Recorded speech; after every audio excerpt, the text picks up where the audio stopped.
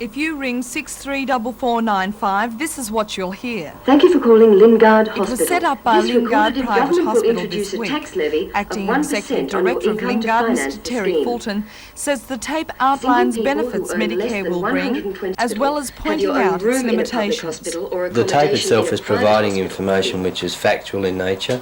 In other words, what Medicare will provide and what it will not provide. In the case of what it will not provide, we're asking people to consider whether or not they wish to pay from their own pocket or in fact to retain health insurance to gather rebates for medical expenses.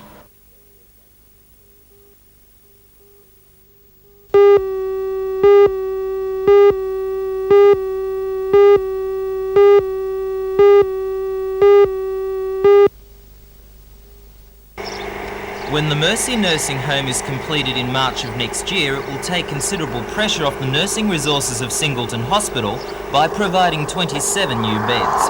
It will adjoin the present home in Combo Lane, now providing 10 beds, and will be a double brick single-storey building designed to have a homely feel. Started in September, the project's total cost is about $1.2 million, of which the Commonwealth Government provided $555,000 and the Sisters of Mercy and public donations the rest. Meanwhile, another project is just beginning, the Denali Bridge replacement over the Hunter River. The tender for the construction of the piers was let by the DMR in September, and the site office is now being constructed.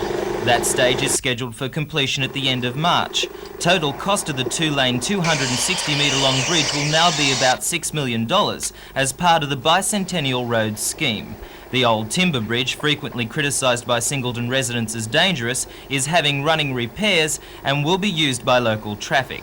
The Joint Coal Board's new area offices in Civic Avenue is due to be completed in December at a cost of $2.5 million.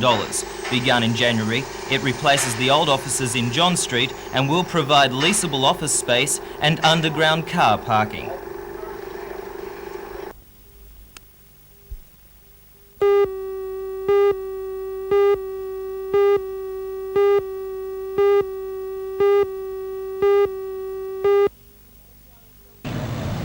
Years ago, the RSL club in Maitland went into liquidation, owing $250,000. The sub-branch sold the building and renovated the old Rorke's saddlery next door. Today, the sub-branch rooms were opened by the RSL's regional councillor, Mr Dick Armstrong, in the presence of some 200 past and present members. The refurbishments cost the sub-branch $150,000. But the members then had the task of retrieving the memorabilia which had been lost or misplaced when the previous club went into receivership. Many rolls of honour have been collected to pay tribute to those who fell in the two world wars.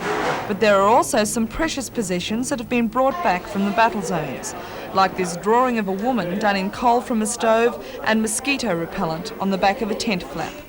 President of the sub-branch, Mr Ernest Bulmer, says the main objective now is to attract new members and also those who have been lost through the 5-year interim period. We are looking after our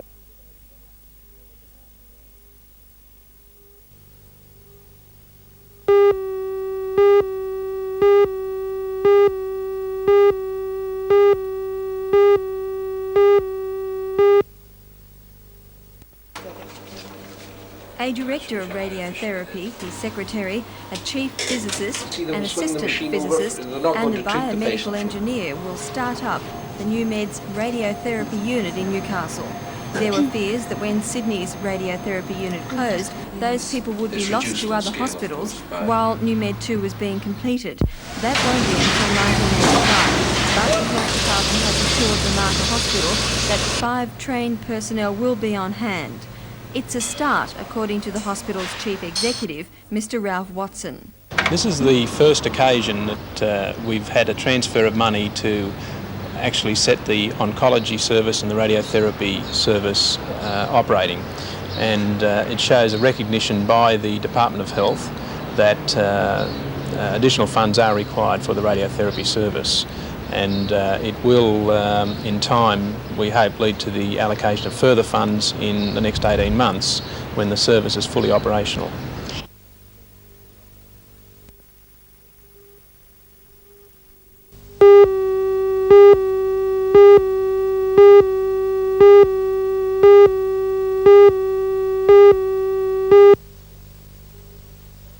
In all conditions on Lake Macquarie, the crews have prepared themselves well for the championships beginning the week November 5th. They'll be competing against the Europeans, Americans and Asian neighbours. Heading the strong Toronto contingent of 7 crews are current world champions Terry Kearwood and Reg Crick, seen here. There'll also be Dean Blatchford and Tom Woods, and 505 Fleet Captain Peter Hewson and Alan Ovenden. These are more like the conditions expected in Hong Kong. Once again, Lake Macquarie has given them plenty of practice. It was only in March this year that Toronto created a world record when its boats won the first 4 places in the 505 World Championships held in Adelaide. The other 4 crews going to Hong Kong from Toronto are Gary Bruniges and Greg Gardner, Dennis and Bruce Evans, Ron Norton and Eddie Schultz, and Di and Peter Jackson.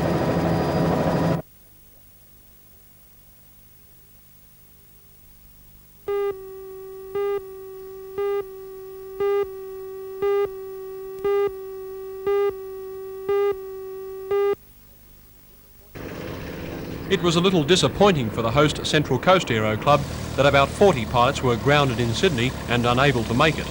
But still, those who ventured out to watch the action saw 50 pilots from 7 New South Wales aero clubs compete in 4 events.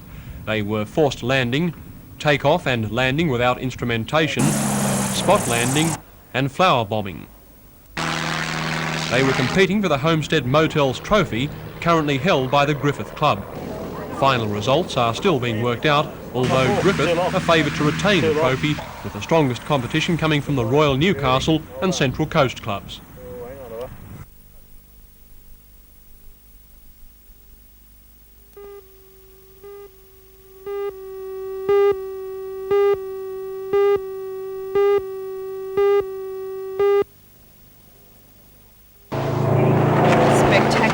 That seems to be the only word to describe this type of skiing. It's called tournament skiing and encompasses slalom, trick skiing and jumping. Today saw the finals of the Open Men's Jump. World Barefoot Skiing Champion Brett Wing took out 2 of the 3 titles, the jump and the slalom, while Jack Ellison won the trick skiing. Brett, who spends our winter in America competing in their events and training budding world skiers, intends to retire from barefoot skiing and take up tournament skiing full time. The boats are required to remain at a steady speed of 60 kilometres an hour, so it's up to the skiers to gain speed by cutting across the wake. The longest jump wins the event, and this time Brett Wing took it out with a jump of 51 metres.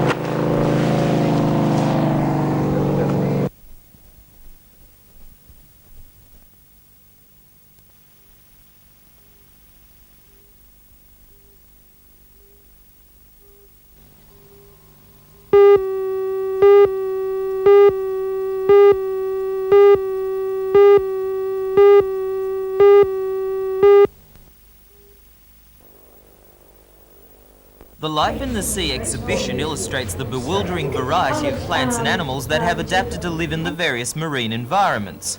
The travelling exhibition is now on at the New Lambton Public Library until December the 7th, after showing in Muswellbrook for most of last month. It's the 5th touring show by the Australian Museum on the Road project, and while it has interest for all ages, it has been especially designed to provide project information for school students. Among the many things on show, 2 have particular relevance to people in the area. The tiny, innocent-looking Fortescue packs a poisonous bite and is common in the waterways around Newcastle. The blue-ringed octopus, whose poisonous sting can kill, is now being found by fishermen in Lake Macquarie and the Mile Lakes. Poisonous or peaceful, the exhibition makes the viewer aware of the importance of sea life to man.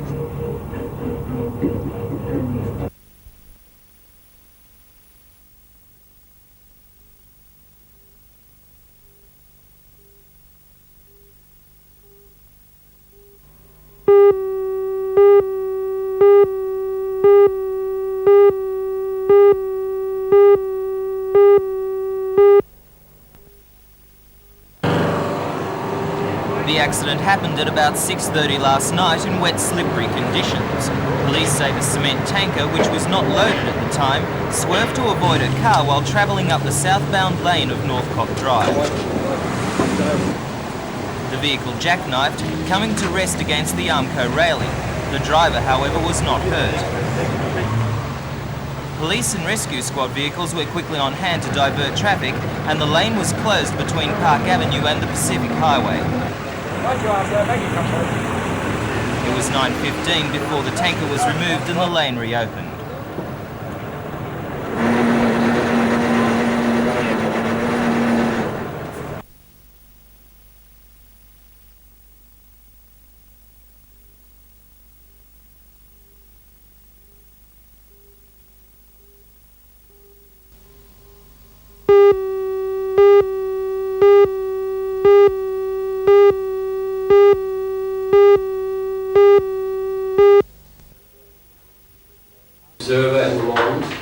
After most of 1983 in recess, the turn-up for Amnesty International's meeting at the university last night was a welcome show of support.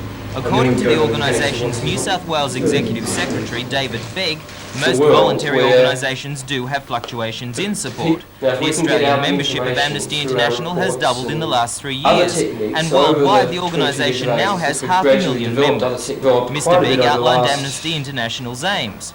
Amnesty International has three aims. We work to free prisoners of conscience, we work to release people who are detained without trial, and we oppose the death penalty and torture in all cases. So how can the average Novocastrian get involved to effect those sort of aims? Well, what Amnesty International does is to wage a paper war against the governments that are responsible for human rights violations. What we do is our members receive information through our newsletter, and they ask to write letters to the government authorities in these countries, and in this way we put pressure onto the governments responsible. What we try to do is force them to meet their international commitments.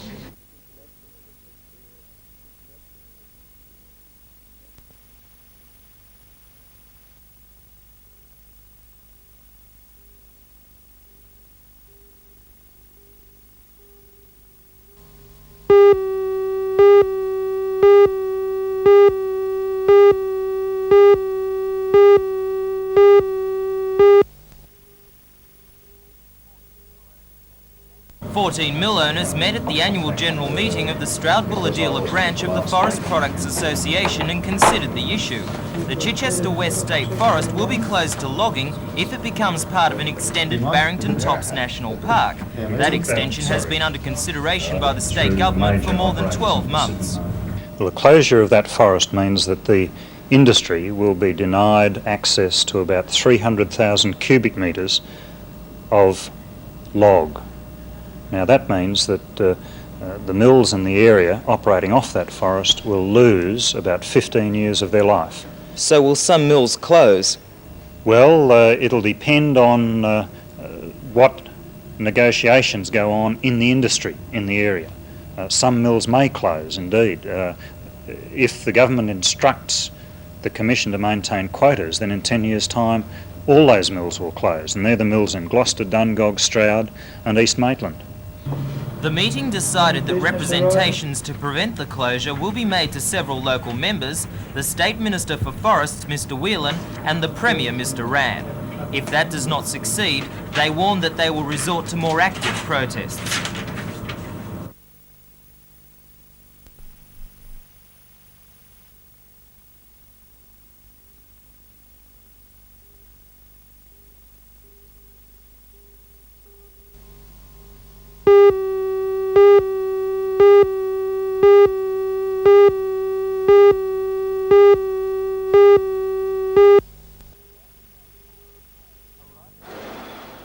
Arriving by car or hired coach, mine workers descended on the Mount Thorley mine for a meeting described by the union leaders as critical. The men are from three unions, the Miners' Federation, the AMFSU and the ETU. The other two unions involved in mining were not represented, the FEDFA continuing to work and the mining mechanics meeting separately at Branxton. The issue is basically this. Because of the present overproduction of coal, some 20 million tonnes is presently stockpiled in New South Wales, unions want their members to work strictly to the 35-hour a week under the award.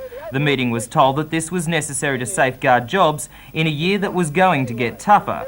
Underlying this was a claim by union leaders that the Caltex-owned Bayswater Open Cut was asking miners to forego their bonus, about $6,000 a year, or the mine would be shut down on December the 16th. A multi-point motion included condemnation of the state and federal governments for failing to stabilise and control the mining industry. They also resolved that the Millers mine would be blockaded if matters aren't resolved within a week.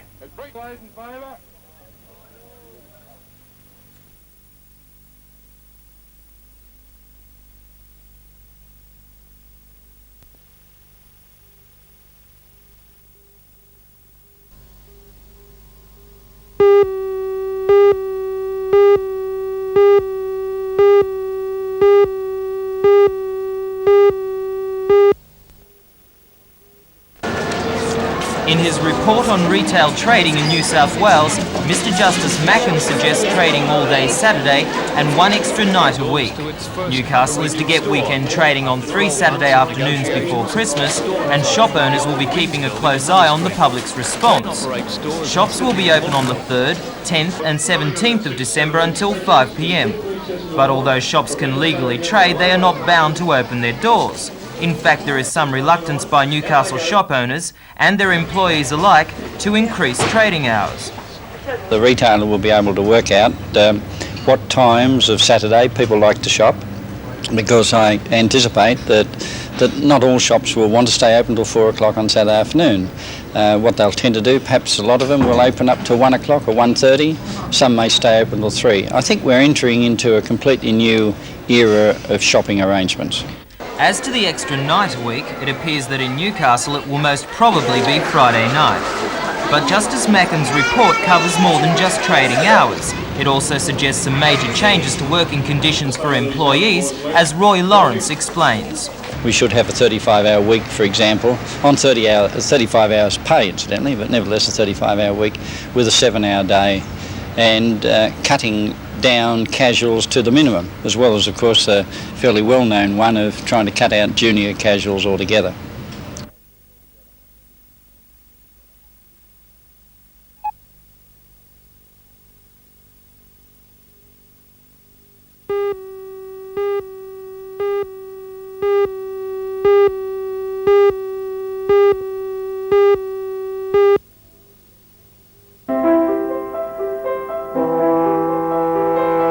Susan and Brendan Collins began learning music when they were 5 years old. Now 17 and 18, they could be counted amongst Australia's most promising young musicians. Next year, with 98 others, they'll play in France, Germany, Austria, Yugoslavia and Britain during a 5-week tour by the Australian Youth Orchestra. From an intensely musical family, their father Errol is senior string lecturer at the Newcastle Conservatorium and their mother is also a violinist. They have worked hard for their place in the orchestra. For the actual audition of the orchestra, I put in about 4 to 4.5 hours a day, but usually, that was for the last year, but usually about 3 to 4, around that every day. Although an accomplished pianist, Susan's specialty is the violin, which she says she enjoys so much the long hours of practice have never really mattered. Always enjoy my practice. Is that, do you think, the secret to success in music, is really enjoying your music? Yes, well, if you want to be good, you have to do a lot of practice.